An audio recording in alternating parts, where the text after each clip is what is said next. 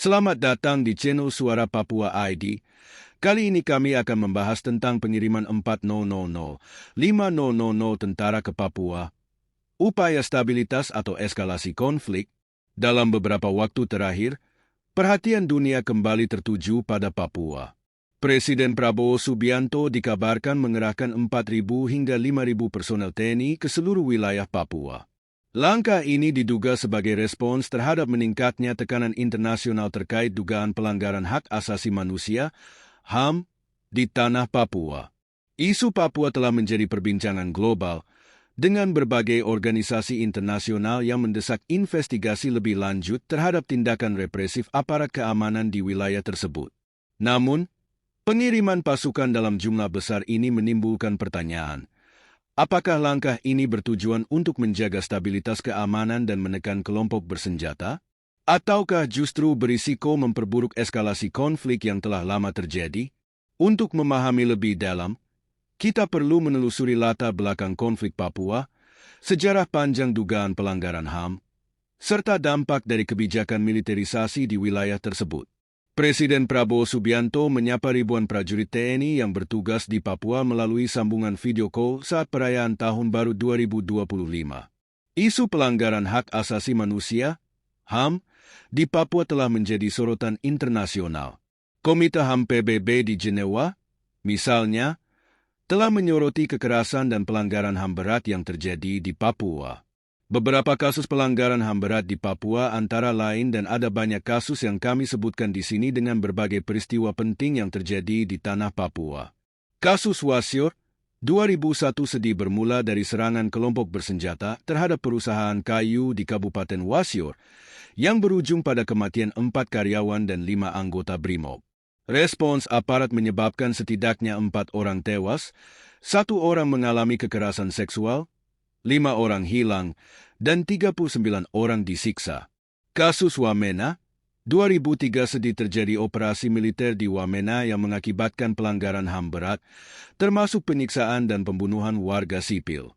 Kasus Paniai, 2014 sedih insiden di Enarotali, Kabupaten Paniai, di mana aparat keamanan diduga melakukan kekerasan terhadap warga sipil, mengakibatkan beberapa orang tewas dan luka-luka. Selain itu, pada tahun 2022, tercatat 317 korban mengalami kekerasan dan pelanggaran HAM di Papua, dengan mayoritas pelaku melibatkan TNI Polri. Pelanggaran HAM di Papua telah menarik perhatian komunitas internasional, termasuk PBB, yang mendesak pemerintah Indonesia untuk menyelesaikan kasus-kasus tersebut dan memastikan keadilan bagi para korban. Dalam beberapa tahun terakhir, isu pelanggaran hak asasi manusia, HAM, di Papua semakin mendapat perhatian baik di dalam negeri maupun di kancah internasional. Berbagai laporan dan investigasi mengungkapkan adanya dugaan kekerasan serta pelanggaran HAM berat yang melibatkan aparat keamanan terhadap masyarakat sipil.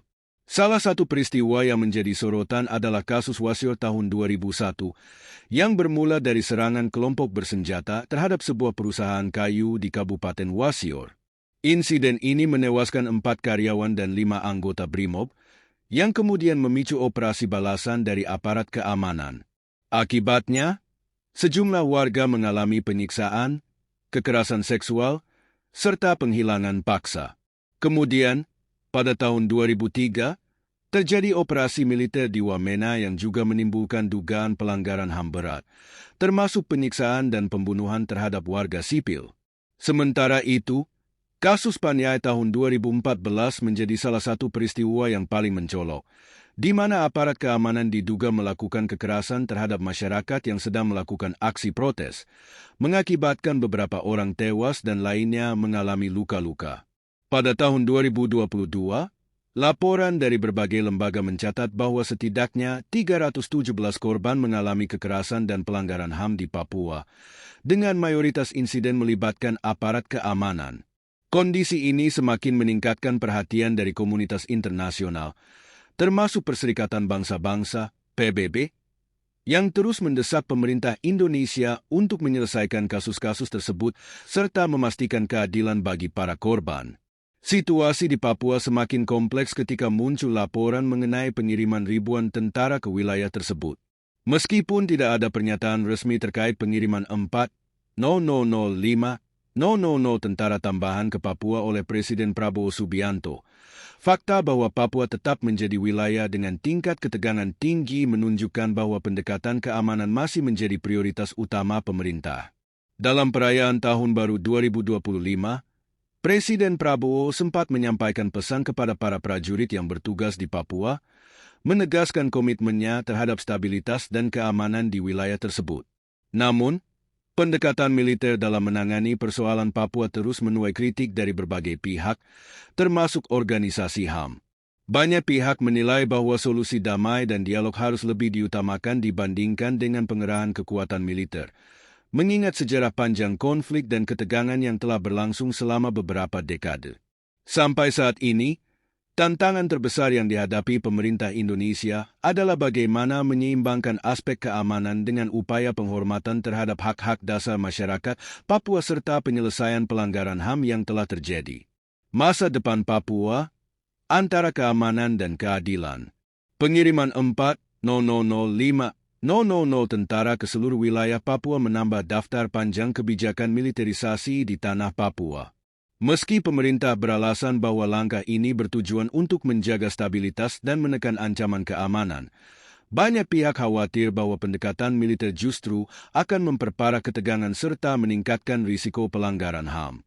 Papua bukan hanya soal keamanan, tetapi juga tentang hak asasi, keadilan, dan kesejahteraan masyarakatnya. Tanpa pendekatan yang berfokus pada dialog, pembangunan, dan penghormatan terhadap hak-hak dasar rakyat Papua, konflik ini berpotensi terus berlanjut dan semakin menarik perhatian dunia internasional. Kini, yang menjadi pertanyaan besar adalah, apakah kebijakan ini akan membawa kedamaian bagi Papua atau justru membuka babak baru dalam sejarah panjang konflik dan ketidakadilan di wilayah tersebut?